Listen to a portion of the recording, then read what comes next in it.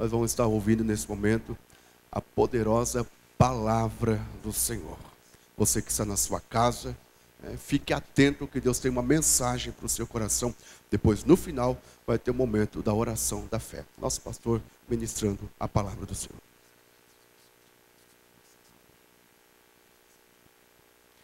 Quero cumprimentar a igreja com a paz do Senhor. Os irmãos podem se sentar, em nome de Jesus. Eu louvo a Deus pela sua grande misericórdia de nos permitir, nesta noite, congregar convosco. Muitas das vezes nós dizemos, vou à igreja, e esquecemos que nós somos a igreja. E estamos indo ao templo congregar. E eu louvo a Deus por estar aqui. Foi um imprevisto eu estar aqui hoje, pastor. Deus tem os seus caminhos. Mas eu louvo a Deus pela vida do pastor João Seno, por nos facultar esta oportunidade para contar aos irmãos alguma coisa sobre a obra de Deus em Portugal. E também transmitir a vocês uma porção da palavra de Deus. Meus amados irmãos, não é porque estou aqui em Santa Catarina, mas é um estado que eu admiro. A igreja desse estado é um pouco diferente de alguns outros por onde a gente tem passado. Lá também tem um povo de Deus abençoado, mas aqui é um pouco diferente. E eu louvo a Deus por isto, que admiro. Em 2002, eu fiz parte da convenção aqui durante 2 anos, mas não foi possível continuar. Mas sempre admirei a igreja que está nesse estado. Meus irmãos, nós estamos em Portugal já há 14 anos. E fazer a obra fora do Brasil, só quem está ali para saber o que é que passa ali naquele país. Até 2008, a igreja caminhou com suas próprias pernas, com suas próprias forças.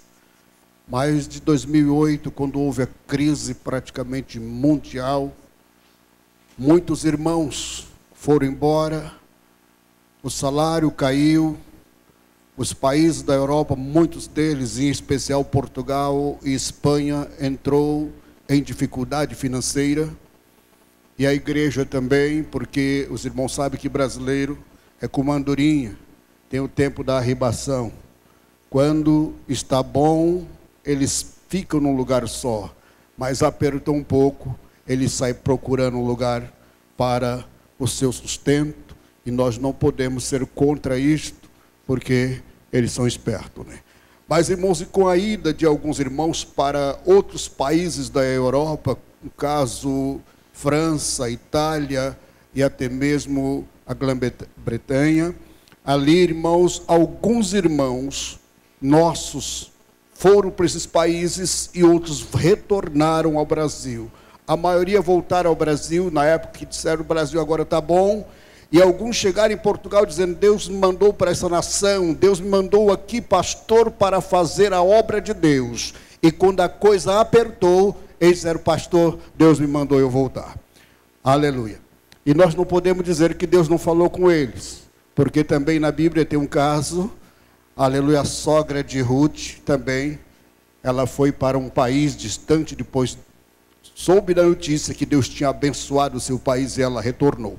Meus irmãos, e ali nós começamos em 2002, fazendo a obra de Deus no hotel. Ali reunimos um pequeno grupo, a obra desenvolveu, alugamos uma sala que alguns irmãos nos chamaram de louco, porque era uma sala de 500 metros, e nós tínhamos apenas 30 crentes.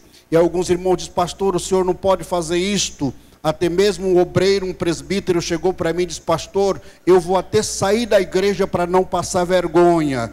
E ele saiu da igreja, ele diz, o meu dízimo é 200 euros, e eu quero ver como que o pastor vai pagar o aluguel da igreja, que são 2.250. Eu disse, irmão, vai na paz, Deus vai mandar alguém para nos ajudar. Irmãos, na outra semana, Deus mandou ali 8 irmãos. Cada um dava uma média de 50, 60 até 80 euros de dízimo. Nós tínhamos 8 crentes a mais e quase 500 reais de dízimo, ou melhor, euro de dízimo. Irmãos, Deus nunca nos desamparou. Mas quando a crise chegou, irmãos, nós começamos a lutar. Alugamos o cinema com intenção de compra. O pastor esteve ali 2 vezes, viu aquilo, irmãos, como é grande, alguns pastores que estiveram ali. Mas, irmãos, com esta crise que perdura em Portugal, nós não tivemos, irmãos, condições para comprar o prédio. Era uma pequena quantia de 870 mil euros. Era muito dinheiro para nós. Mas, irmãos, nós oramos a Deus e eu decidi com os obreiros, dizendo, olha, vamos trocar de sala, vamos arrumar uma sala mais pequena, porque nós pagávamos, irmãos, 5 mil euros de aluguel na sala do cinema. Isto corresponde hoje quase a 17 mil reais. Então, irmãos, para nós não deu mesmo e nós estamos trocando de sala. Mas, meus irmãos, Deus nos orientou em tudo, mesmo no meio das provações, Deus fez com que a sua igreja permanecesse ali fiéis. Meus irmãos, no decorrer desses anos de 2002, nós começamos a observar Portugal com a centena de milhares de brasileiros que tinha ali. Meus irmãos, mais ou menos 120 mil brasileiros. Quase 30% deles eram desviados. Havia, irmãos, em Portugal uma grande massa de prostituição. E das prostitutas que ali estavam, uma grande parte delas era brasileira. E isto nos chamou a atenção. E nós começamos, irmãos, a fazer um trabalho de evangelismo. E o nosso panfleto era: a volta do filho à casa do pai. Tinha muitos desviados. E nós oramos a Deus e colamos em toda Lisboa 8.850 panfletos daquele A3. Aonde você passava, você via lá, Assembleia de Deus, a volta do filho à casa do pai. Alguns pastores de outras igrejas disseram: pastor, o senhor é louco fazer uma coisa desta, o senhor vai ser multado pela Câmara Municipal. Eu disse: não há problema, nós vamos ser multados e vamos pagar ou recorrer. Irmãos, e a multa chegou 3 anos depois, chegou bastante atrasado. Mas o importante, irmãos, é que aquela campanha evangelística, nós conseguimos resgatar de volta 74 pessoas que estavam parados, desviados, voltaram para Jesus, e 11 pessoas aceitaram a Cristo como Salvador. Irmãos, foi uma correria tão grande para nós em 30 dias, que nós começamos, irmãos, a ir para a igreja de manhã. Era telefonema, alguém dizia: pastor, que hora é o culto? Eu quero ir na igreja, eu achei aqui um panfleto de vocês dizendo que é o dia da reconciliação, e eu quero estar aí para reconciliar com Deus. Meus irmãos, existe uma grande massa de pessoas fora da nossa igreja. Irmãos, muitas das vezes eles não têm coragem para voltar, e nós precisamos ir buscá-los, talvez aonde eles estão. Quem sabe o seu filho, sua filha, a sua nora, talvez alguém da sua família, o seu pai, talvez fez alguma coisa e não tem força para voltar, está envergonhado, mas você diz para ele: pai, ou filho, irmão, há um dia para você reconciliar com Deus. E eu disse isso a um pastor em São Paulo, e ele disse: pastor, vamos fazer isto aqui. Irmão, se ele fez o panfleto, e quando chegou ao domingo, ele disse: pastor, nós fizemos loucura. Eu disse: o que foi a loucura? Ele disse: pastor, não tenho aonde colocar pessoas. Veio mais de 100 desviados, voltou para Jesus. Sabe por quê, irmãos? Deus ainda se preocupa com eles. Aleluia. E Deus colocou no nosso coração este amor por aqueles que voltaram para o mundo, que não tem mais força para voltar. E quando um vem, ele traz o outro consigo. Ele vai na casa do amigo que também estava parado e diz: eu estava parado, voltei para a igreja, não quero ir comigo. Ah, mas eu estou com vergonha, mas vamos comigo porque eu já reconciliei. E nós colocamos um culto às quarta-feira, às 16 horas. E nesse culto, irmãos, aparecia só mesmo aquelas meninas que trabalhavam nas boates. E elas choravam, mas não queriam mudar de vida. E nós pregávamos a palavra de Deus. Elas trabalhavam nas boates e vinham para a igreja de Bíblia na mão. E nós ensinava a palavra. Elas reconciliavam com Deus, não tinha força. Mas eu louvo a Deus porque na igreja temos lá meninas que deixou aquela vida imunda que elas estavam. Reconciliou com Cristo.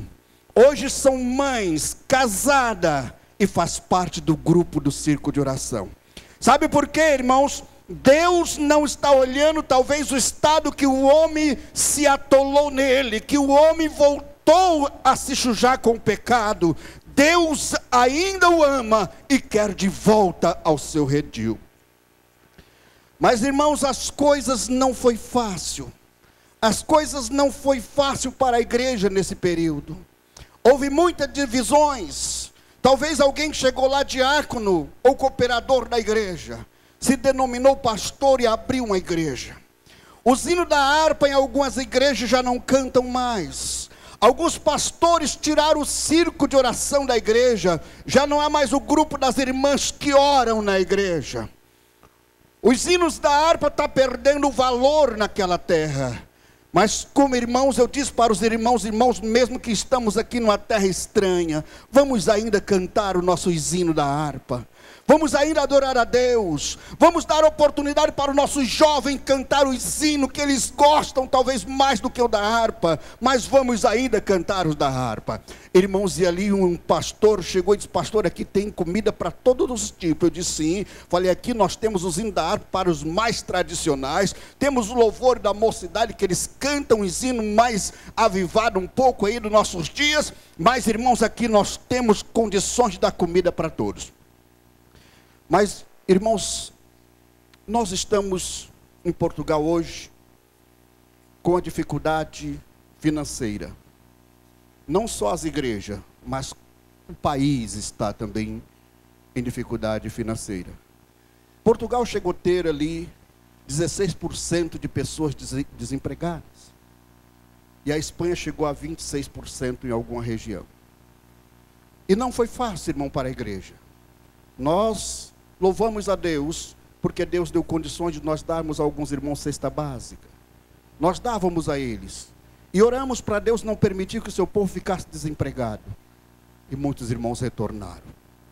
Mas, irmão, a igreja continua caminhando. A igreja continua, irmãos, lutando para ganhar quem? Os portugueses para Jesus. Quando um português aceita Jesus, irmãos, a igreja glorifica mais a Deus ainda. Sabe por quê, irmãos? Porque como é difícil você ganhar um português para Jesus. Alguns pastores estão inventando alguma moda para chamar a atenção dos portugueses. E eu não sou a favor disso. Deus, alguns irmãos me desculpem, mas eu não sou a favor de fazer algumas invenções para atrair as pessoas. Jesus falou, o Espírito Santo de verdade que o Pai vai enviar em meu nome. Ele vai convencer o mundo do pecado, da justiça e do juízo, porque eu vou para meu Pai. Se o Espírito Santo não nos dá graça com a palavra para pregar, para ganhar as almas para Jesus, não adianta invenções. Eu disse para um pastor: olha, o senhor está inventando, está levando a mocidade ao futebol, a jogar bola para atrair jovem à igreja. Eu falei: o senhor cuidado, porque o senhor vai perder o que tem. E realmente ele perdeu, porque a mocidade não se afirmou. Eu falei: se você não conservar o seu jovem com Bíblia, joelho, ser amigo deles, você não vai consegui-lo conservá-los na igreja, eles correndo atrás de uma bola. Ele diz: mas pastor, isso é pecado. Eu disse: olha, pode não ser pecado, mas não é jeito de conduzir o jovem a Cristo. Mas, meus irmãos, a igreja hoje em Portugal, alguns irmãos chegam a dizer que Portugal tem quase 5% de crentes ou de cristão protestante ou evangélico. Mas não, irmãos, é uma vergonha para nós. Portugal tem 1,8% da sua população cristã evangélica. 87% são cristãos católicos. O resto se divide entre muçulmanos e ateu. Algumas regiões do país chega quase a 6% de ateu. E eu pergunto comigo mesmo, Deus, como alcançar uma parte deste povo para o seu reino? Irmãos, e os padres, eles estão ensinando o povo que eles são os certos, que as igrejas evangélicas que estão crescendo, que estão se aparecendo um pouco, eles não são verdadeiros. E nós, irmãos, estamos batalhando para isto. Quando, irmãos, fomos multados pela Câmara Municipal, eu peguei o artigo da Lei da Liberdade Religiosa, fiz ali uma carta baseada naquele artigo, e eu próprio, sem advogado nenhum, defendi a igreja, mandei uma carta para a Câmara. Eu disse, olha, o artigo diz que nós podemos fazer proselitismo para granjear mais adepto para a nossa seita. Quem chama de seita? Então a Câmara acatou e nós não pagamos uma multa de 2.400 euros. Irmãos, Deus tem nos guardado. Agora, irmãos, eu pergunto, nesta hora final da igreja, o que é que estamos fazendo para mudar a situação desses países que se dizem cristãos, mas quando vocês chegam lá, você vê a igreja com 10 crentes, com 20 crentes, com 30. Quando nós tínhamos uma igreja com 230 membros, alguém diz, ao pastorzão aí, porque tinha uma igreja de 230 membros.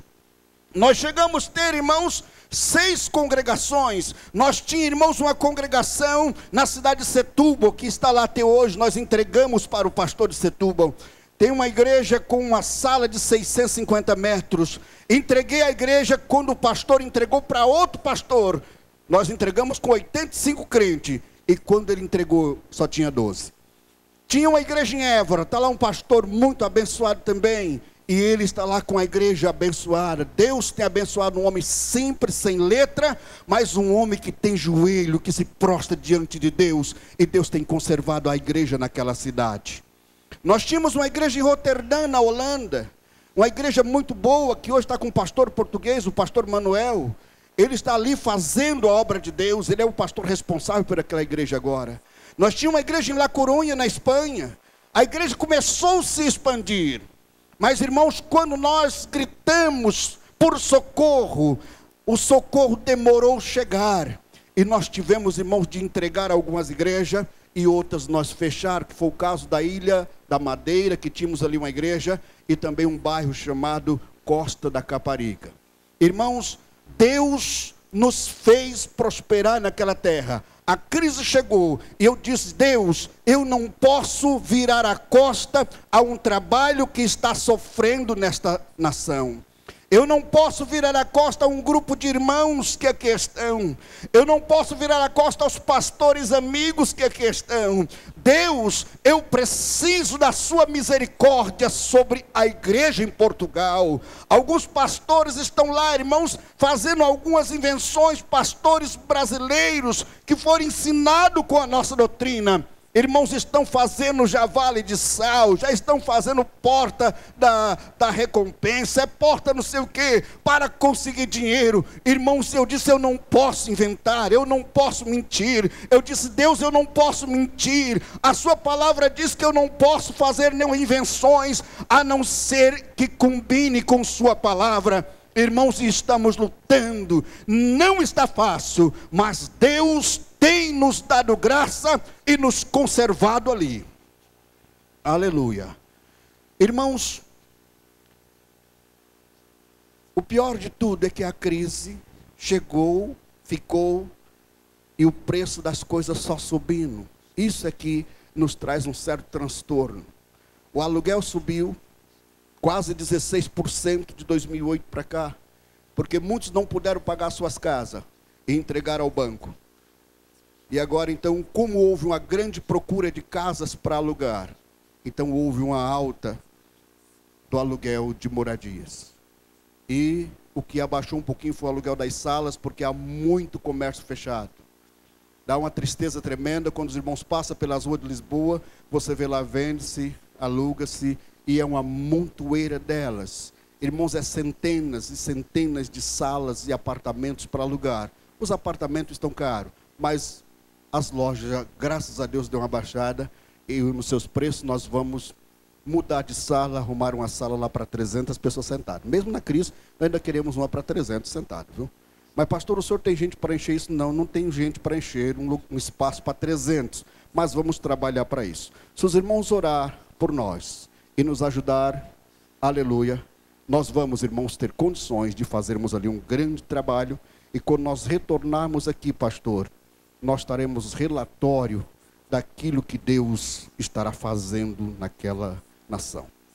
Meus irmãos, eu não sou pregador. Os irmãos sabem que pastor de igreja não é pregador. E a igreja sempre gosta daqueles pregadores que dão uns pulos e tal, e faz o povo saltar, eu também gosto. Mas nós que costumamos, irmãos, pastorear a igreja, nossa mensagem é mais para a igreja.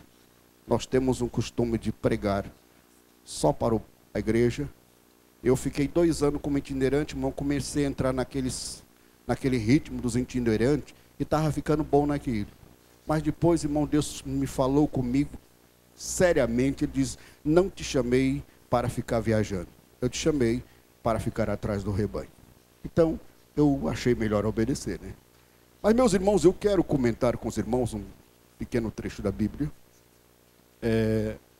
Abra sua Bíblia, 1 Coríntios, capítulo 1.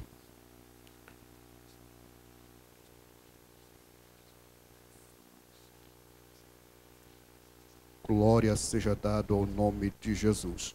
Meus amados irmãos, nós estamos ali, naquele lugar, tenho 3 filhos, 2 filhas e um rapaz com 29 anos. Está no último ano de Ciências Políticas e Relações Internacionais. Ele trabalha de manhã, estuda à tarde. E graças a Deus que ele fala 100% do inglês. Fala, escreve, interpreta e traduz. Fala um bocado também do espanhol, italiano. Entende uns 50% do francês. Entende um pouquinho também do alemão. Irmãos, é um rapaz crente, é líder do louvor. Quando eu fui para Portugal, alguém disse: pastor, o senhor cuidado, seus filhos podem desviar tudo lá. Falei: olha, vai desviar é quem não vigia. Meus filhos são de Deus. Vamos, irmãos, ler a palavra de Deus. 1 Coríntios, capítulo de número 1, versículo de número 26, que nos diz assim: porque vede, irmãos, a vossa vocação, que não são muitos os sábios segundo a carne, nem muitos os poderosos, nem muitos os nobres que são chamados. Mas Deus escolheu as coisas loucas deste mundo para confundir as sábias. E Deus escolheu as coisas fracas deste mundo para confundir as fortes. E Deus escolheu as coisas vis deste mundo e as desprezíveis e as que não são, para aniquilar as que são. Amém? Meus amados irmãos, quando eu olho para mim, eu fico imaginando por que Deus escolheu-me. Eu, certa feita, eu orava a Deus, eu estava um pouco chateado com Deus. Porque o crente também tem o direito de ficar um pouco chateado. Quem aqui já nunca chateou com Deus? Eu acho que você já chateou com Deus. E eu estava um pouco chateado com Deus. E eu comecei a orar, porque eu tinha de pagar uma dívida da igreja. Eu disse: Deus, tu me chamou. Eu não pedi para ser pastor. Deus, o rebanho é seu. Eu não tenho sala para pagar o aluguel. Quem tem sala para pagar aluguel é tu, Jesus, porque a igreja é tua. Eu não aluguei isto aqui, Jesus, para colocar um povo meu. Eu aluguei isto aqui para colocar um povo seu. Então tenha bondade, Jesus, manda dinheiro para pagar o aluguel da sala que é da sua igreja. Meus irmãos, e com 2 dias Deus mandou condições para pagar o aluguel. Aleluia. Mas, meus irmãos, quando eu olho para esse trecho da Bíblia, o apóstolo Paulo diz que não é muitos os nobre, nem os sábios, que são chamados. E quando ele diz que Deus escolheu as coisas loucas deste mundo, algumas pessoas vão dizer, pastor, mas eu nunca fui louco, eu nunca fiz nenhuma loucura.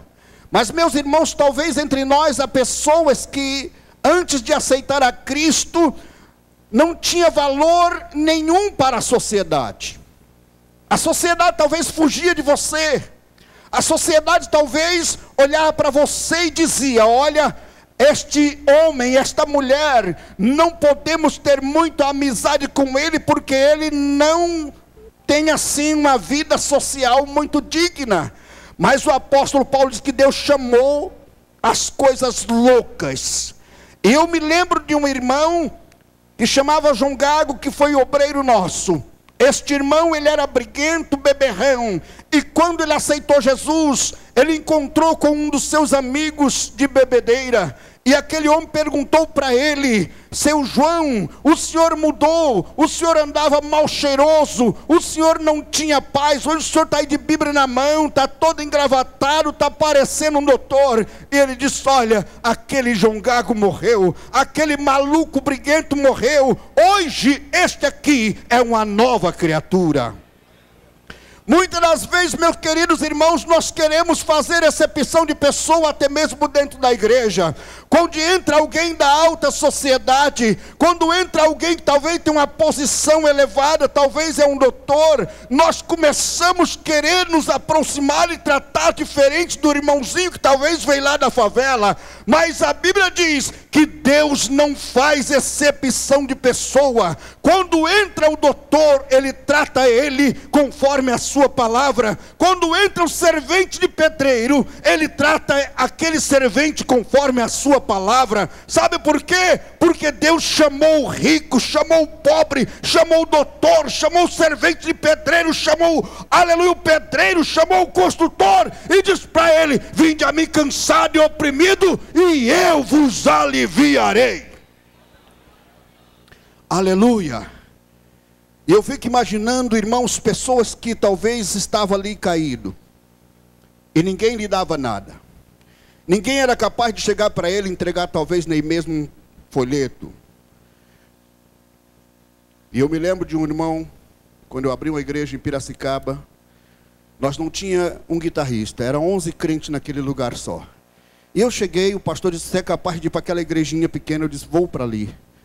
E eu cheguei e amei aquele grupinho de pessoas. E eu não tinha nenhum guitarrista, nenhum contrabaixista naquela igreja.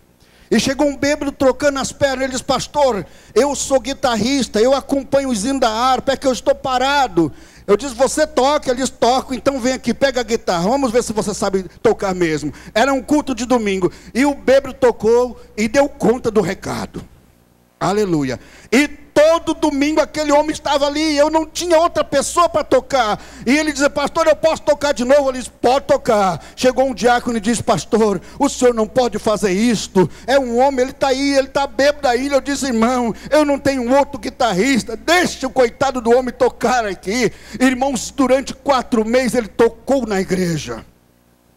Ninguém sabia o que aquele homem tinha dentro de si. E um dia ele chegou para mim e disse, pastor, hoje eu quero reconciliar com Deus, mas reconciliar mesmo a sério, porque eu acho que eu não vou muito adiante. Naquela semana chegou um casal na igreja. O rapaz tocava contrabaixo e a mulher dele tocava guitarra. Chegaram cada um com seus instrumentos novos. E aquele bêbado reconciliou com Deus. Uma semana depois ele partiu para a eternidade salvo.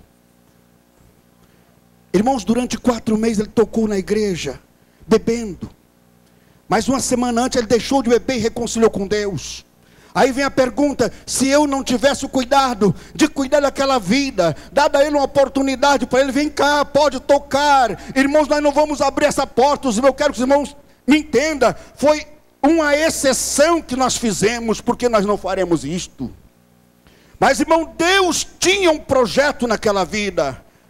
Um outro irmão vinha para a igreja, aceitou Jesus. Durante 3 anos aquele irmão vinha para a igreja com a Bíblia debaixo do braço, mas também fedendo a bebida alcoólica. E um diácono diz: pastor, expulsa esse homem da igreja. Diz: não, eu não posso fazer isso. Dentro desse corpo encharcado de álcool tem uma alma para ser salva. Deixa ele vir para a igreja. Irmãos, aquele homem hoje ele é presbítero da igreja. 3 anos depois, Jesus o libertou e ele hoje é obreiro servindo a Deus. Irmãos, é hora de nós olharmos para pessoas conforme a Bíblia diz. Deus chama as coisas loucas deste mundo. Parece que Deus anda sempre na contramão com nós. Parece que Deus, quando nós estamos querendo que Ele faz de um jeito, Ele faz do outro. Muitas das vezes, meus